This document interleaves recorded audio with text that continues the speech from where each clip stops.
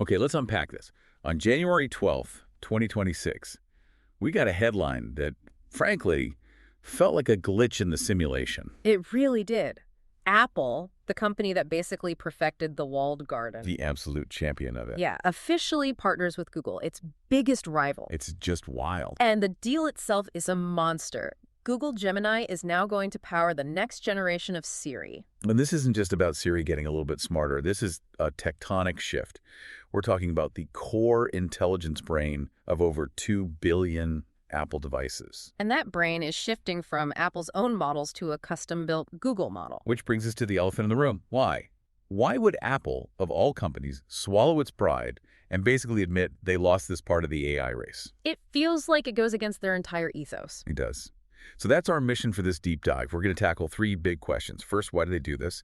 Second, how in the world does this work while still, maintaining Apple's whole privacy promise? The big one. And third, what does this tell us about who really holds the power in the AI market right now? The short answer to the why is, well, it's pragmatism.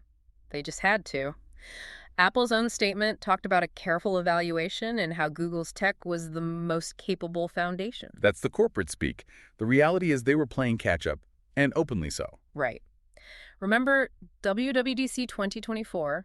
They announced all those amazing personalized Siri features. The ones that needed Siri to actually think. Exactly. And then those features got quietly pushed back to 2026. They basically admitted they couldn't hit the quality standards. Siri was just too mechanical. It couldn't track context. It was a glorified command executor. They needed a quantum leap. And the quantum leap they bought came down to one thing: parameters. The numbers here are genuinely shocking. Okay, lay them on me.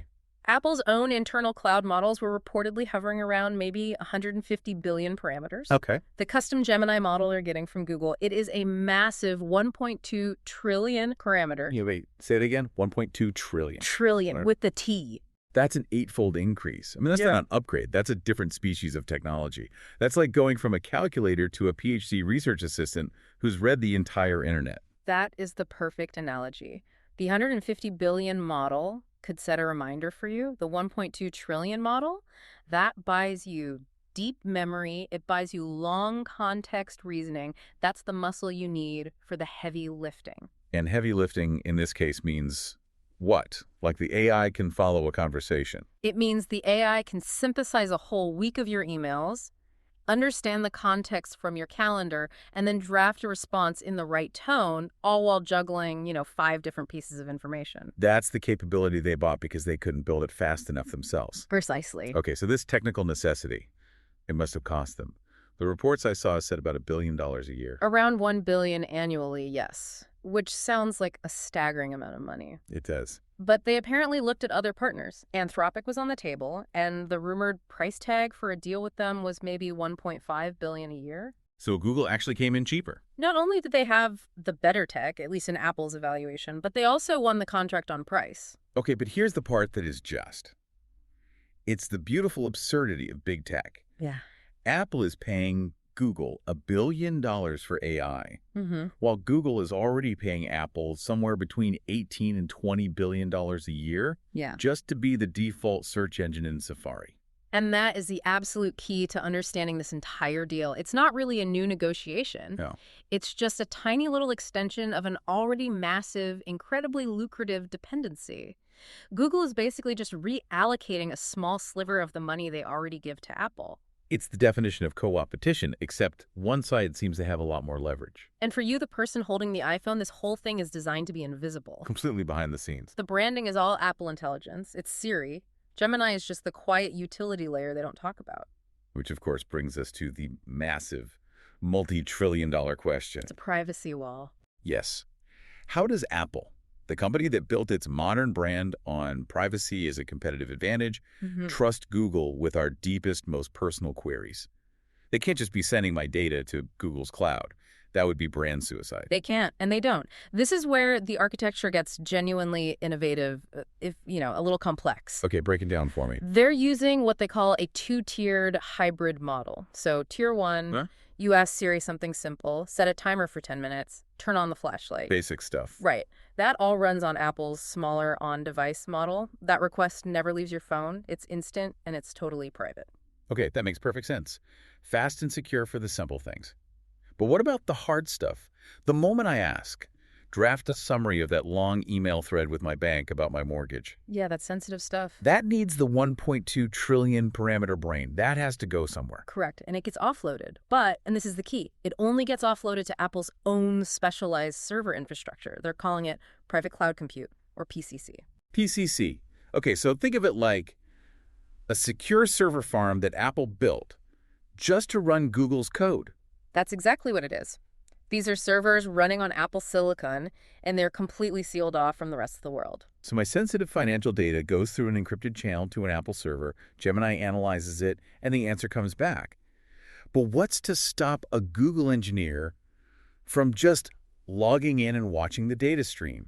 That seems to be the weak point. And that's the guarantee that makes this whole thing work. It's what's called a stateless environment. Stateless. Think of it like this. Your data is handled on a computer terminal that instantly self-destructs the moment the answer is sent back to you. The data sent to PCC is not stored. It's not made accessible to Google. It is only processed to fulfill that one single request. Then it's gone. That analogy helps a lot. So it's a verifiable, sealed system. The data just evaporates. And I'm guessing it's designed to be auditable so third parties can confirm nothing's being logged. It has to be. That's the only way they can maintain their privacy promise. And what's really fascinating is that this architecture is becoming the industry standard. Oh, really? Yeah, Google launched its own parallel system, Private AI Compute, back in November 2025.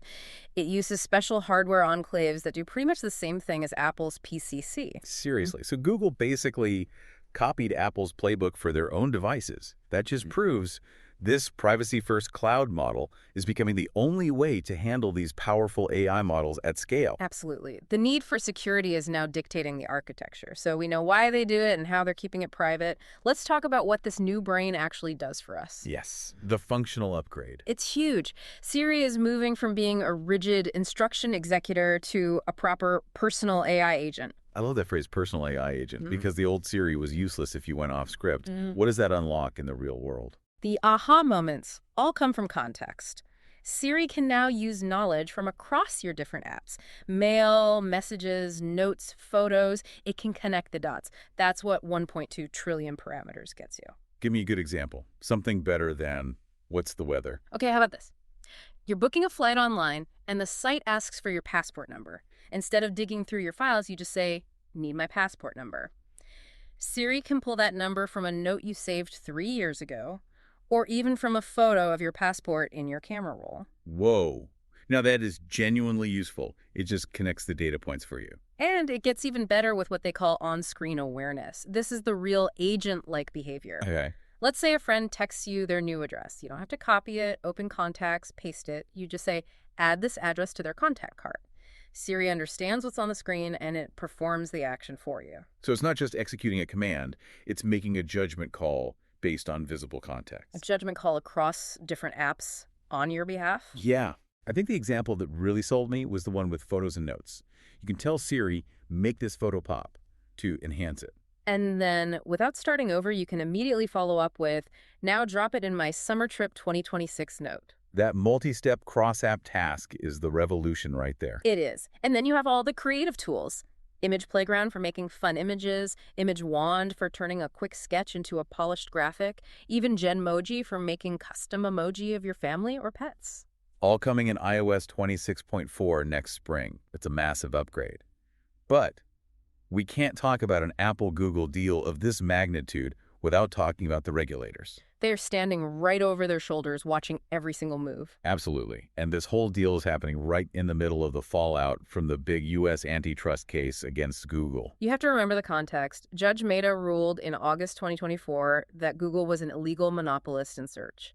That ruling forced huge changes in how they're allowed to make these kinds of deals. So the government is basically shaping the terms of this partnership. Directly. The judge's remedies from September 2025 did two crucial things here. First, Google was explicitly barred from compelling partners like Apple to bundle Gemini with their other services. Which means Apple can honestly say they chose Gemini because it was the best tech, not because they were forced to. It preserves the narrative of user choice. Exactly. That was a huge check on Google's power. And the second remedy was, arguably, even more important. What was that? A 1-year limit on any contract for default search or AI placement. So this is not a 10-year lockdown. Not at all. It prevents Google from freezing the market. They have to re-earn that $1 billion contract every single year. It gives competitors like Anthropic or Microsoft a shot to win the deal next year if their tech gets better. So the regulators are actively keeping the market competitive. They're trying to. The market, though, reacted as if this formalizes Google's lead. Alphabet's market cap soared past $4 trillion for the first time since 2019. Of course it did. It's a massive stamp of approval. Gemini's intelligence is now embedded in over 2 billion of the most valuable devices on the planet. It just reinforces the current AI hierarchy. Apple needed the best functionality now, and only Google had it at the right scale and, frankly, at the right price thanks to that huge Safari deal. So if we zoom out, what does this all mean for the person holding the phone? It means Apple is making a strategic trade. They're prioritizing the superior functionality, the smartness that they get from Gemini, While fiercely protecting their core brand differentiator, the security, by using their own private cloud compute servers. It's the ultimate balancing act, and we really should see this partnership for what it is. It's an interim technology supply chain. It's a bridge. A bridge. Yeah.